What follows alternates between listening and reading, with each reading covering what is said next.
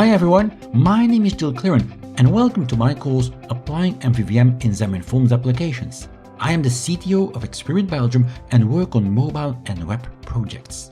Building mobile applications isn't always easy, although frameworks such as Xamarin make the life of the mobile developer so much easier. Building maintainable and testable applications with a clean architecture is definitely what you'll need to do once you are creating applications for your enterprise or organization. You can't rely on the out-of-the-box approach with code behind. The best way to build this type of applications is using Mvvm, or the Model View Model pattern.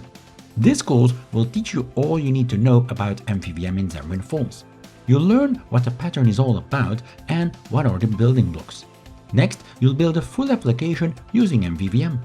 You'll see how Mvvm is also based on the concepts of data binding. You'll understand concepts such as commanding and services, and you'll learn how to bring navigation into an Mvvm-based application.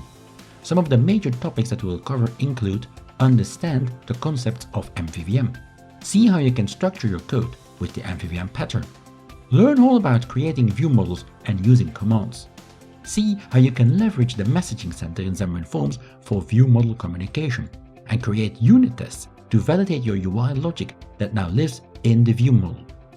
By the end of this course, you'll have a good understanding of using the Mvvm pattern and how to use it to build maintainable Xamarin.Forms applications. This course is part of the Xamarin.Forms learning path and expects some Xamarin.Forms knowledge. Also, I will assume that you are already familiar with the concept of data binding in Xamarin.Forms. I hope you'll join me on this journey to learn how to build maintainable and testable Xamarin.Forms applications with Mvvm using the Applying Mvvm in Xamarin.Forms Applications course here at Pluralsight.